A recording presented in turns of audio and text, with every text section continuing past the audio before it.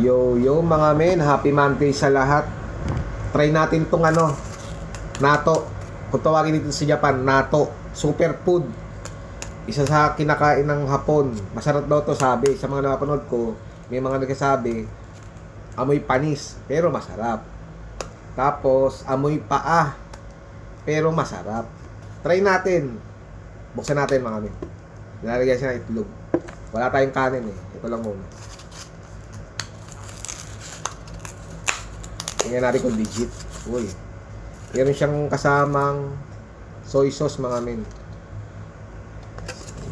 Wala yung mustard. Try natin.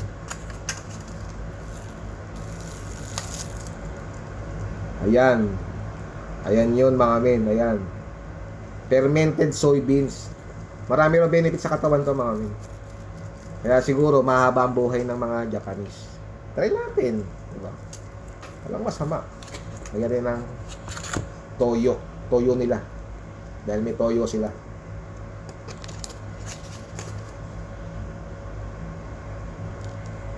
May napapanood ako may mustard. Ito walang mustard. No? Lalagyan natin siya ng itlog. Tingnan natin kung legit. Iyan na natin honest review. At pala sana, dilaw lang. No? Itadakaimasu. Ayun, haluin na natin siya mga kami.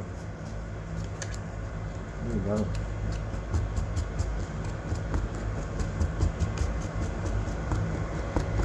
Fermented soybeans. Superfood ng Japan. Sa ilang taong ko rito sa Japan, first time ko lang kakainin to mga kami. First time. Pagkit nyan. Sa susunod, try natin na may kanin. Pero masarap at may kanin eh.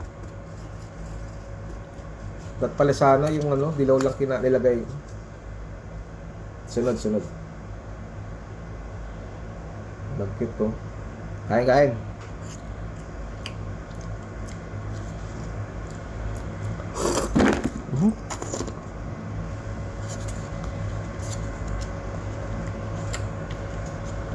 Masarap naman siya, masarap.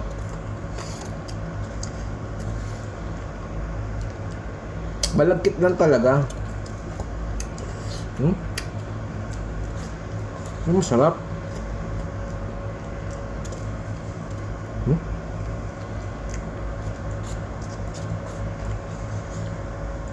Ngayon ko na natin first time mga first time. Try nyo, sarap.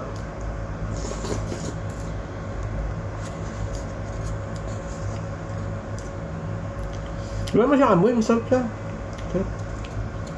Digit ang sarap.